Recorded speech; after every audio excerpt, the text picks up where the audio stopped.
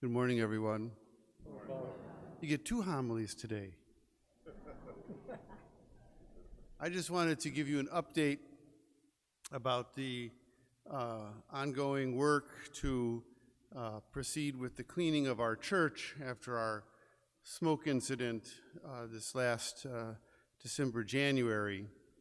So back here in the chapel, you see, most of you can see, there are 3 panels like up above this west window here.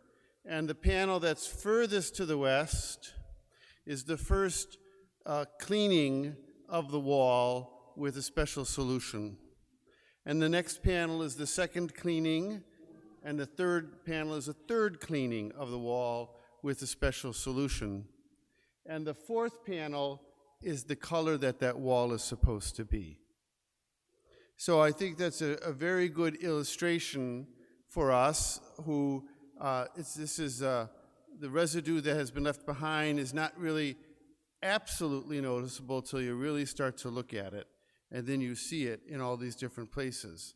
And so that is a test that was being done to determine how to clean the walls, etc. Our insurance companies agreed to allow us to hire Wiss, Jenny, and Essner Associates, an engineering consulting firm out of Chicago who specializes in evaluating such situations as ours.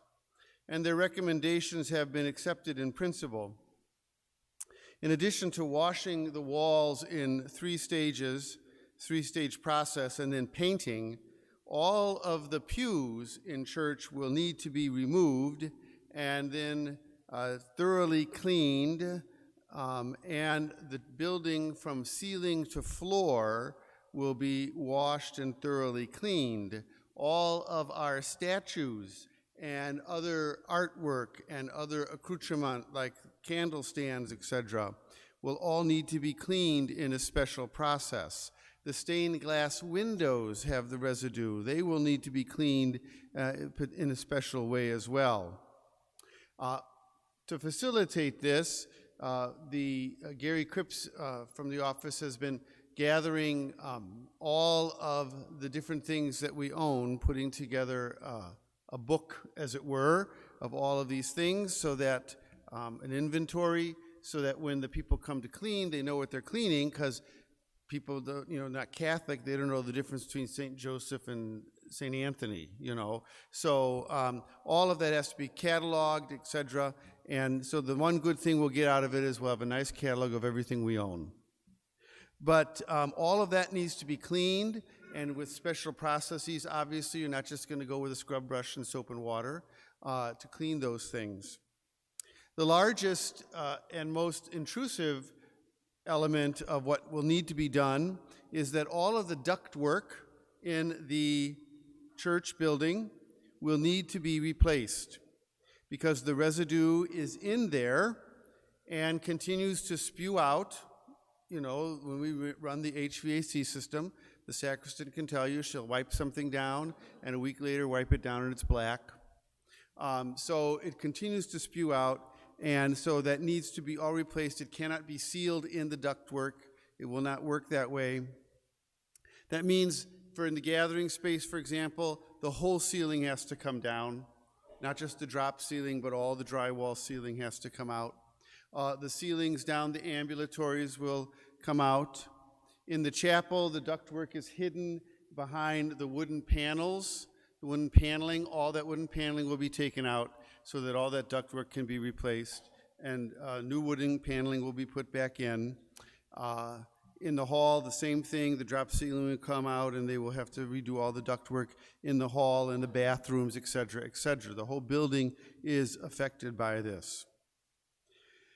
This will all entail a sacrifice on our part, not a monetary one. The insurance is to cover all of it. We will obviously take on some logically extra things ourselves. So, for example, all the pews have to be moved out. We really need to redo the padding on the pews, so we'll do that at the same time. And so there's some things that we'll incur ourselves, smaller things that make sense when you're going to have the whole building in an uproar. But the sacrifice on our part will be a matter of patience. Beginning on April 26th, which is the Monday after the second Sunday of Easter. So you have Easter Sunday, and then you have a week of Easter octave, and you have the second Sunday of Easter. On that Sunday, all of our first communions will take place. And then that Monday, the church will be closed. This building will remain closed. They'll be working on it for 4 to 5 months. Originally, they asked for 6 to 7 months, and I said no. That's way too long, and they really need to get their act together to have everything ready to get this building back into shape in that 4 to 5 month period. So we will be in the gym. Thankfully, we have a place to go. And we will be in the school gym, which many of you might remember at one time church was there as well. And so we'll be back there in the gym, and all of our services will be there, and this building will be closed. How we approach this is very important for our spiritual health. I began working with the Pastoral Council and the Liturgy and Spirituality Committee to prepare a healthy approach to our dilemma. We can use this crisis to our advantage spiritually. As we leave our church space, we can be invited to reflect and to pray more deeply and directly about who we are as church, and why this building is important in enabling us to live out our Christian vocation. There are a myriad of details to be worked out, from parking to meeting space to daily mass, and as somebody reminded me after 7:30, to coffee and donuts. And all of these are being worked on and addressed by our finance council and staff members. And as they are available, then I will pass them on to everyone else. But the most important detail to me is growing in our faith in the midst of our little crisis. Little good can be done if we wring our hands and lament our fate and say things like, oh, we're going into exile, But much good can be accomplished in us and ultimately through us if we use this time away thinking of it more as an extended retreat. When you go on retreat, you go to another place, and you do that so you can kind of focus on the matters at hand, the spiritual matters at hand. So this could be kind of an extended retreat for us. And what will we be focusing on is the prayer of dedication for a church. This church was dedicated a generation ago. Generation is 15 years, so it's over a generation ago that this church was dedicated. And many people were not here at the time of the dedication. And so before that dedication, the parish did spend time reflecting on what that all meant. And it's good for us to return to that. The prayer of dedication for an altar in a church is pretty lengthy, and it is packed full of all the things that we need to pray about and meditate on in regards to who we are, first and foremost, as God's church, and why this building is given that name, and what role does this building play in helping us to be God's church in the world.